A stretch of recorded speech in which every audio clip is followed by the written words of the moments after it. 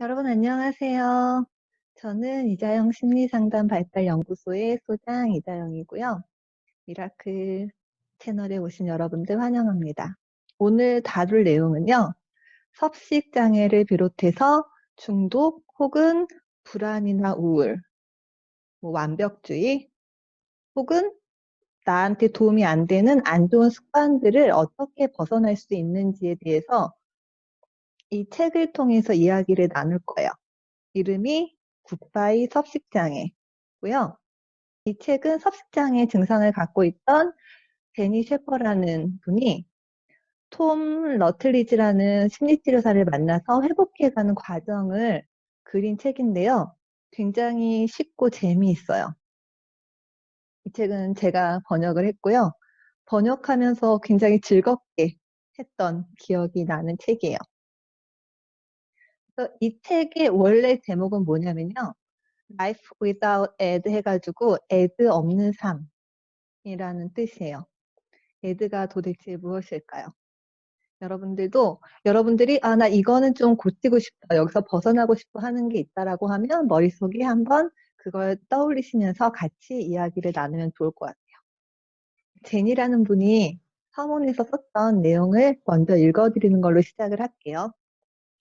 결혼을 해본 적은 없지만 에드와 이혼할 수 있어서 정말 다행이다. 이 책 제목이 에드 없이 살아가기라고 있잖아요. 에드랑 20년 이상을 함께 살았는데 그는 정말 폭력적이고 지배적이었다.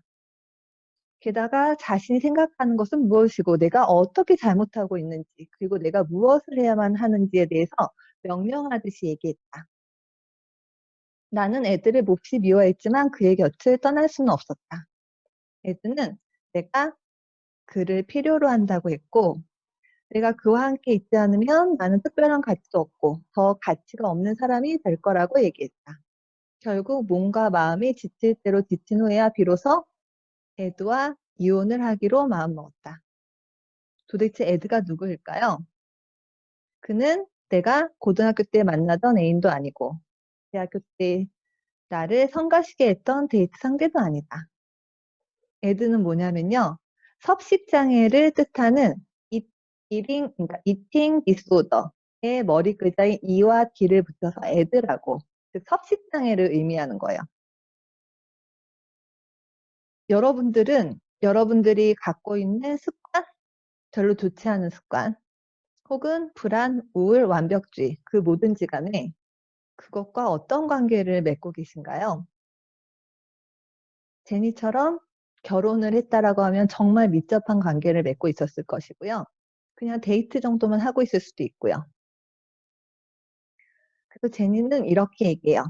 만약에 당신의 마음속에서 몇 킬로 정도 더 빼야 돼. 너 그게 열량이 얼마나 높은지 아니? 라고 속삭이는 작은 목소리가 들린다면 그건 바로 에드의 목소리예요. 이 사람은 자신의 섭식장애 증상에 대해서 에드라고 이름을 붙였는데요. 마치 인격체인 것처럼요. 그것은 바로 섭식장애가 나와는 분리된 그런 독특한 존재라는 거를 알아차리기 위한 거예요. 나는 섭식장애야 라고 했을 때 내가 섭식장애인 것처럼 생각을 하게 되면 나는 거기서 벗어나기가 너무 힘들거든요. 나랑 섭식장애가 하나이기 때문에. 근데 나는 나고 애들하는 섭식장애가 있다라고 생각할 때 분리하기가 훨씬 더 쉬워지고 회복하는 데 훨씬 도움이 많이 될 수 있거든요. 여기 책에 나오는 건 보면은 미스 완벽주의 이런 식으로 완벽주의나 어떤 습관이나 중독에 대해서 이름을 붙이는 내용이 나와요. 여러분들이 혹시 벗어나고 싶은 그런 습관이나 증상이 있다라고 하면 이름을 붙여주면 어떨까요? 불안시, 우울감시, 이런 식으로도 괜찮고요. 첫 번째 치료 시간에 심리치료사인 톰은 의자 하나를 가져와서 그 의자가 섭식장애라고 생각하고 이야기를 해보라고 시켰대요. 나는 톰이 정신 나간 소리를 한다고 생각했지만 어리둥절해하는 나의 시선을 무시하고 만약에 당신의 섭식장애가 바로 지금 이 자리에 앉아 있다면 뭐라고 하고 싶나요? 뭐라고 하시겠어요? 라고 얘기를 했대요. 나는 이 사람한테 돈을 내고 치료를 받고 있고 밑줄 본전이니까 한번 해 봐야 되겠다라고 하고 얘기를 시작한 거죠. "너는 왜 나한테 사사건건 간섭하고 이래라 저래라 하니? 왜 나를 혼자 있게 내버려 두지 않니?" 라고 이야기를 하면서 이 주인공 저자는 본인과 섭식장애 사이에 뭔가 거리가 있다는 거, 분리된다라는 거를 느끼면서 훨씬 더 마음이 편해졌다고 해요. 한번 의자를 갖다 놓고 그게 여러분들이 없애고 싶은 증상 혹은 어떤 습관, 어떤 문제라고 했을 때 한번 대화를 나눠 보시는 건 어떨까요? 어떤 얘기를 하고 싶으신가요? 이렇게 하면은 '아 나랑 이 문제, 증상이랑 분리된 존재구나. 뭔가 나아질 수 있겠구나.'라고 희망을 가질 수 있게 되고요. 이 사람은 얘기를 하면서 섭식장애한테 직접 얘기하면서 마음이 정말 정말 편해졌더라고요. 이 사람은 섭식장애를 없앤다기보다는 섭식장애와의 관계를 바꾼다라고 표현을 하고 있거든요. 부부가 이혼을 하면 관계가 바뀌잖아요.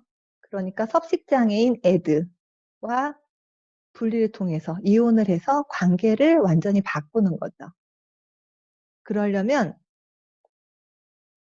내 의견을 가질 수 있는 공간, 즉 에드가 시키는 대로 하는 게 아니라 내가 나를 위해서 선택할 수 있는 그런 공간을 만들어야 됐다라고 해요.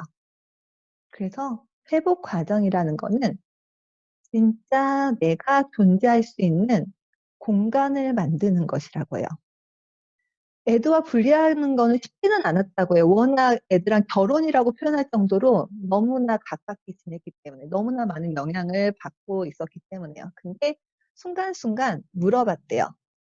"이게 내 생각인가 아니면 애드의 생각인가?" 근데 주로 애드의 생각이 많았다고 해요. 본인 생각이 별로 없었던 거예요. 그냥 애드가 시키는, 애드의 생각대로 많이 했었다라는 거죠. 처음에는 그 구분조차 힘들었는데 점점 구분을 하기 시작하게 됐고, 그러면서 "애들 이거 얘기하는 거 틀리는데?"라고 하면서도 그냥 따라하는 그런 시간이 있었다는 거죠. 왜 그러냐면은 내가 머리로는 알겠는데 정말 어떻게 행동해야 될지에 대해서 감을 잡을 수 없었고, 그래서 이분은 일기를 쓰기 시작했어요. 애드와 나 사이에 오가는 대화를 적기 시작했다고 하는데요. 이렇게 자신의 증상에 대해서 이름을 붙여주고 그것과 대화를 하고 그거를 내용을 적고 치료 일지를 적고 하는 게 뭔가 이해가 안 되거나 '저런 게 무슨 소용이 있겠어.'라는 마음이 들 수 있겠지만 그렇게 하는 게 굉장히 많이 도움이 될 수 있다라는 거예요.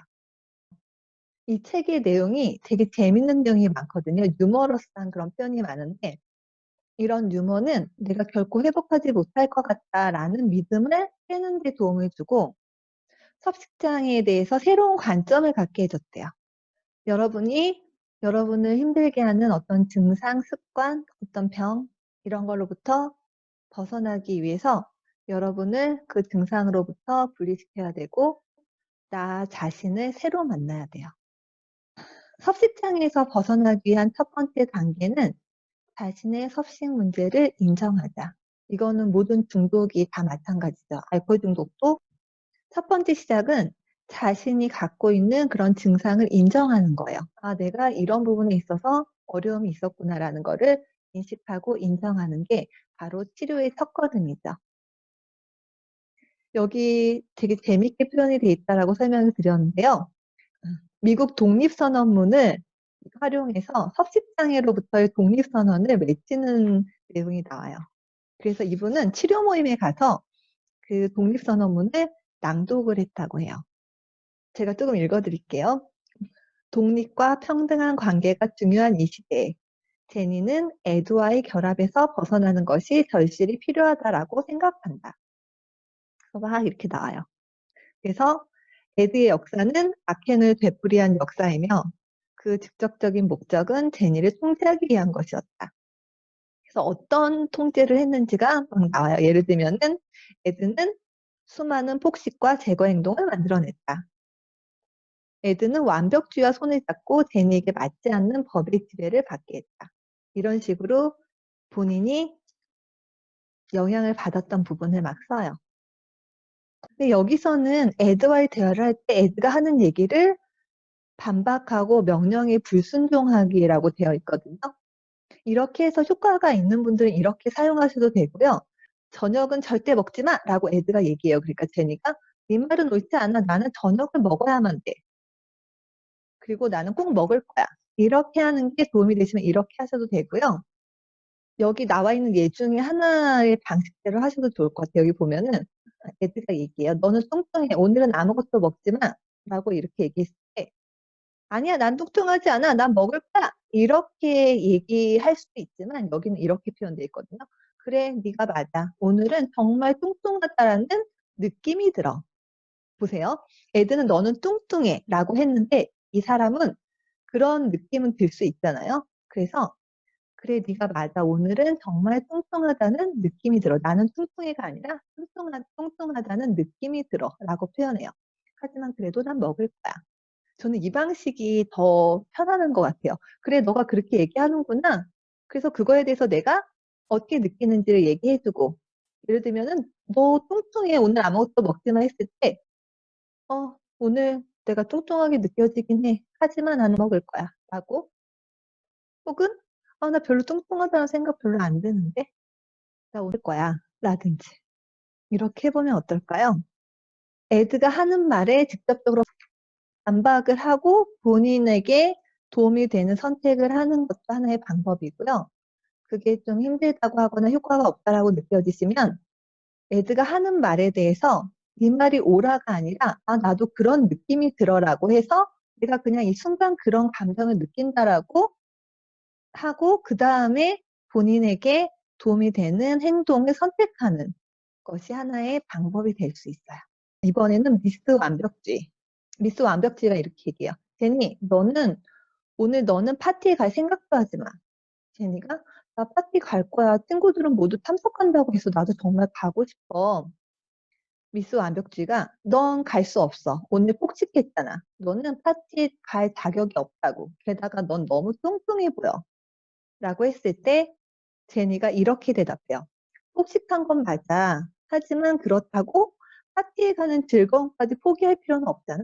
그리고 난 그렇게 뚱뚱하진 않아. 라고 하고 파티를 가는 거죠.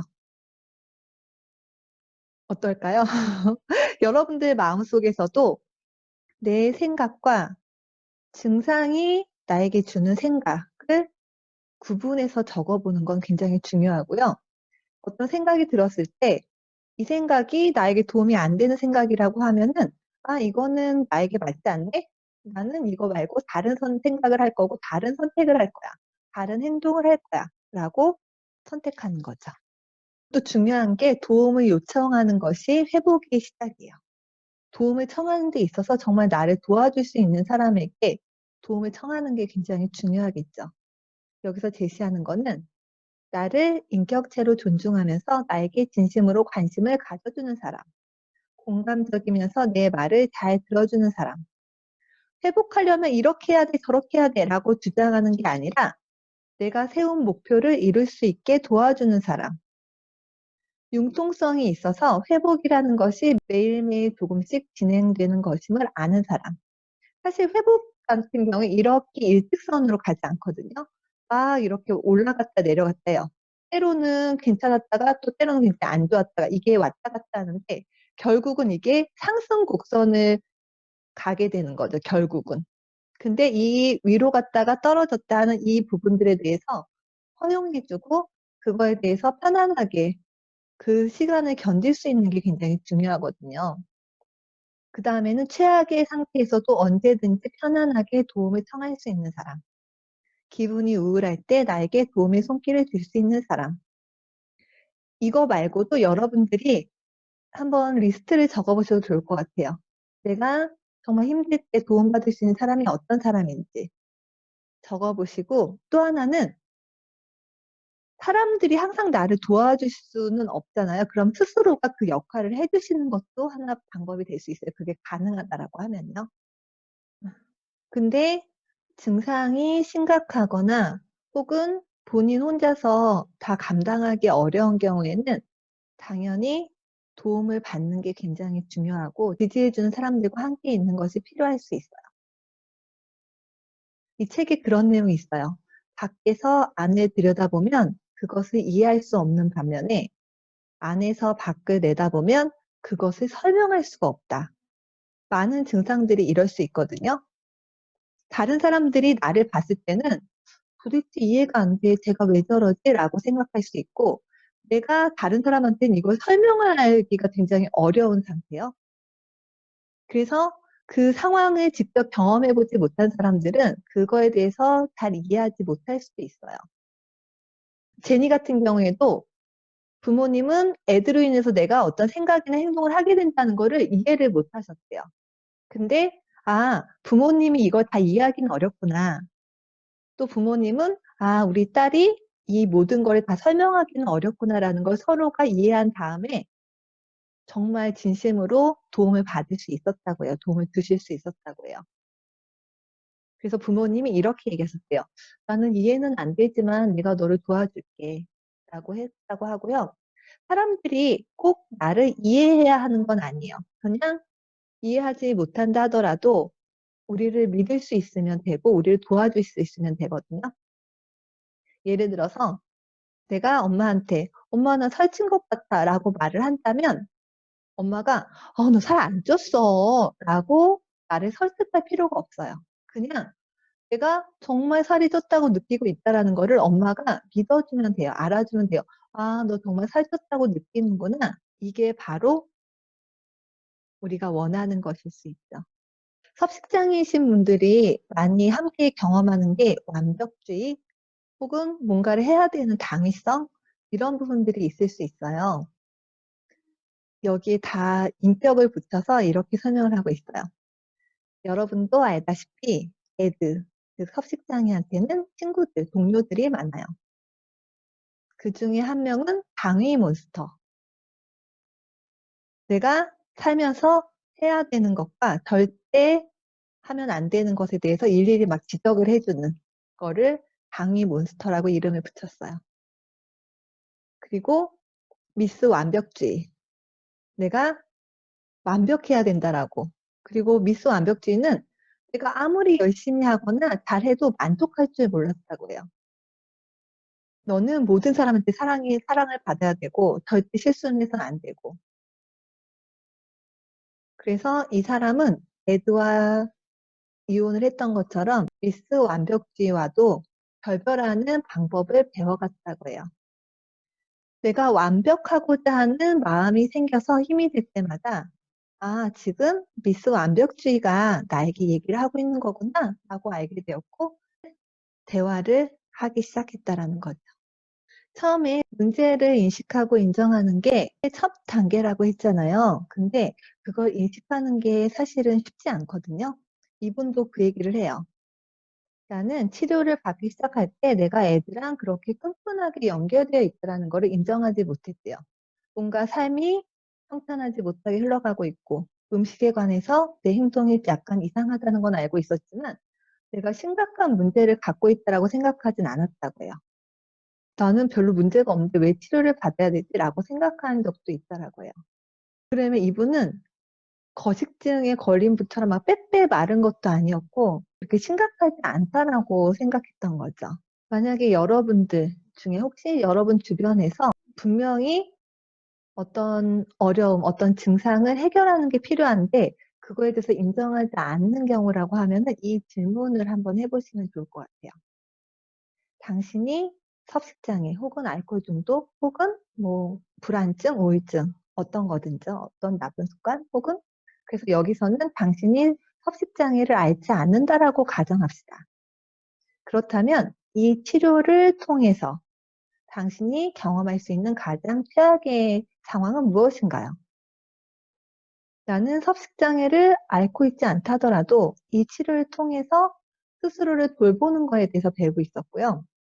나 자신을 만나고 나 자신에 대해서 더 잘 알게 되었을 뿐만 아니라 더 건강해지고 있었던 거죠.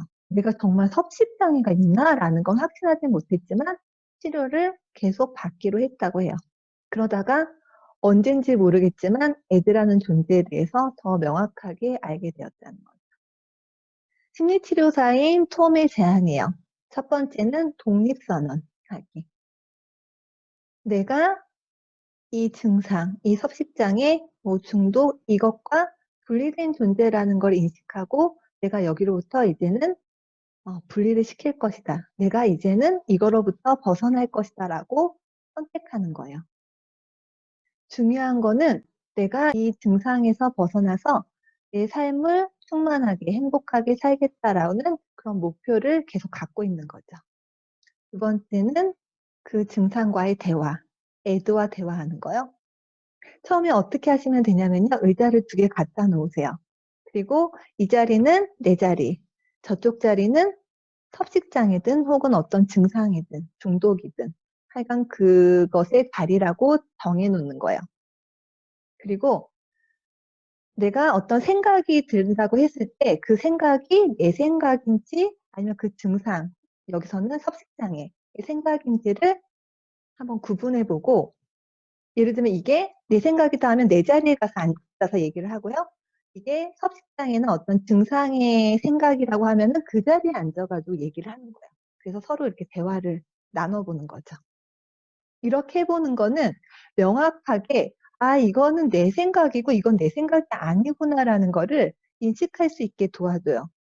처음에 이렇게 하다가 나중에는 그냥 애드, 예를 들면 내 증상 뭐라 뭐라, 나 뭐라 뭐라 이렇게 인제 일지를 쓰는 걸로도 충분할 수 있고요. 나중에 이런 일지를 안 써도 머릿속으로도 다 그게 그려질 수 있고, 그러면서 '아 이건 내 생각이 아니고 내 선택이 아니구나.'라는 거를 알 수 있게 되죠. 오늘의 할 일, 한 주 동안 회복 일기장을 마련하셔서 다음의 질문에 대한 답을 써 보고 자신의 증상, 섭식장애든 어떤 거든지요. 그거로부터 분리된 연습을 해 보는 거예요. 그러기 위해서 본인의 증상에 이름을 붙여주면 좋아요. 애드, 우울증씨, 불안감씨, 미수완벽주의 어떤 거든 좋아요. 내가 부르기 편하고 그 존재를 명확하게 인식할 수 있는 호칭이면 좋고요. 질문 2가지를 쓰시고 대답을 쓰시면 되는데요. 오늘 애드가 이 증상이, 이 습관이 나에게 시키는 것은 무엇인가? 내가 회복하고 정말 행복한 삶을 살기 위해서 오늘 내가 해야 할 일은 무엇일까? 굉장히 간단하지만 어떤 분한테는 쉬울 수도 있고 어떤 분한테는 조금 어려울 수도 있을 것 같아요. 중요한 거는 여러분이 여러분 자신의 목소리와 여러분이 경험하고 있는 증상의 목소리를 구분할 수 있다라고 하면 회복에 굉장히 도움이 되고 더 나은, 더 행복한 삶을 사는데 도움이 많이 될 수 있다라는 거죠. 오늘 함께 해 주셔서 감사하고요. 이 동영상을 보시는 분 중에서 '내가 이런 부분은 좀 바꾸고 싶어. 이런 증상에서 벗어나고 싶어.'라는 게 있다라고 하면 꼭 실천을 해 보시면 좋을 것 같아요. 함께 해 주셔서 감사하고요. 다음 시간에 뵙도록 하겠습니다. 안녕히 계세요.